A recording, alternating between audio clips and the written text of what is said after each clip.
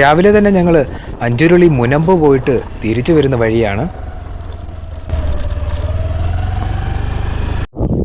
ഇങ്ങനെ അവിടെ നിന്ന് തിരിച്ച് കുട്ടിക്കാനം എത്തിയിട്ടില്ല. ഇപ്പോൾ നമ്മൾ ആഷ്ലി ബംഗ്ലാവിൻ്റെ അങ്ങോട്ട് പോയിക്കൊണ്ടിരിക്കുകയാണ്.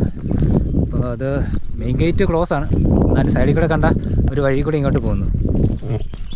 അത് അവിടെ ആയിട്ടാണ് ബംഗ്ലാവ് വരുന്നത്. അപ്പം ഇതങ്ങോട്ടുള്ള റൂട്ടാണ്. അപ്പോൾ വണ്ടിയും കൊണ്ടൊന്ന് അകത്തോട്ട് കയറാൻ പറ്റത്തില്ല. അപ്പം നമ്മൾ അതുകൊണ്ട് ഇങ്ങോട്ട് നടന്നു പോയിക്കൊണ്ടിരിക്കുകയാണ്. ഞാൻ ചെന്ന് കാണാൻ പറ്റുമെന്ന് തോന്നുന്നു. ഞാൻ ചെന്ന് നോക്കാം. ഇതിപ്പോൾ ഒരു പ്രൈവറ്റ് പ്രോപ്പർട്ടിയാണ്. അതുകൊണ്ട് തന്നെ മെയിൻ ഗേറ്റൊക്കെ അടച്ചിട്ടിരിക്കുകയാണ്. നമുക്ക് വണ്ടിയും കൊണ്ടൊക്കെ വന്നാൽ നമുക്ക് ഇങ്ങോട്ട് കയറി വരാൻ സാധിക്കത്തില്ല. പിന്നെ ഇതുപോലെ നടന്നൊക്കെ വരാനാണ് സാധിക്കുന്നത്. അപ്പോൾ നമുക്ക് ഇവിടെ വന്നാൽ കിട്ടുന്നൊരു വ്യൂ ആണിത്. ഇത് നമ്മൾ നേരിൽ കാണുമ്പം അതിമനോഹരമാണ് ഈ ഒരു വ്യൂ കാണാൻ വേണ്ടി ഇവിടെ നിന്ന്. പിന്നെ നമുക്കിതിൻ്റെ തൊട്ട് പുറകിൽ തന്നെയാണ് നമ്മുടെ ആഷ്ലി ബംഗ്ലാവ് വരുന്നത്. ആഷ്ലി ബംഗ്ലാവ് എല്ലാവരും ശ്രദ്ധിച്ചു തുടങ്ങിയതും അതേപോലെ ഇങ്ങോട്ട് വരാൻ തുടങ്ങിയതിനും കാരണം യോബിൻ്റെ പുസ്തകം എന്നൊരു മലയാളം സിനിമ ഇറങ്ങിയതിന് ശേഷമാണ്. അങ്ങനെ ഇവിടെ നിന്ന് നമ്മൾ സ്റ്റെപ്പുകൾ കയറി ബംഗ്ലാവിൻ്റെ അടുത്തോട്ട് പോയിക്കൊണ്ടിരിക്കുകയാണ്. ഈ ഒരു ബംഗ്ലാവിൻ്റെ അകത്ത് കയറണമെങ്കിൽ നമുക്ക് പെർമിഷൻ മേടിച്ചിട്ടേ കയറാൻ പറ്റത്തുള്ളൂ.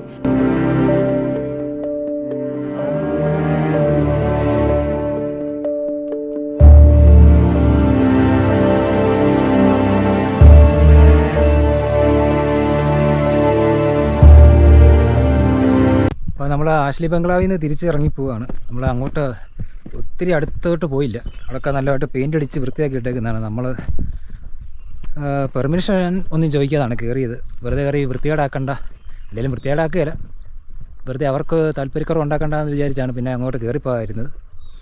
പിന്നെ തിരിച്ചിറങ്ങി. ഇവിടെയൊക്കെ നല്ല ഫോട്ടോ ഫ്രെയിമുണ്ട്. അതുകൊണ്ട് നമുക്ക് വരുവാണെങ്കിൽ അത്യാവശ്യം നല്ല ഫോട്ടോ ഒക്കെ എടുക്കാൻ പറ്റും ഇവിടുന്ന്. പിന്നെ ഇവിടുന്ന് ഒരു വ്യൂ ഉള്ളത് അടിപൊളിയാണ്. കുറേ മലകൾ നമുക്ക് ഇവിടുന്ന് ഒന്നിച്ച് കാണാൻ പറ്റും. അപ്പോൾ അത്രയൊക്കെ ഉള്ളൂ ആഷ്ലി ബംഗ്ലാവിലെ കാഴ്ചകൾ. ഒരു 2 ഫോട്ടോ ഒക്കെ എടുത്ത് തിരിച്ചു പോവുകയാണ്. അപ്പോൾ നമ്മുടെ വണ്ടി ആ ഒരു മെയിൻ റോഡിൻ്റെ അവിടെയാണ് നിർത്തിയത്. അപ്പോൾ അവിടെ വരെ നടന്നു പോകണം. ഏതായാലും വന്നത് കൊണ്ട് കാണാൻ പറ്റി.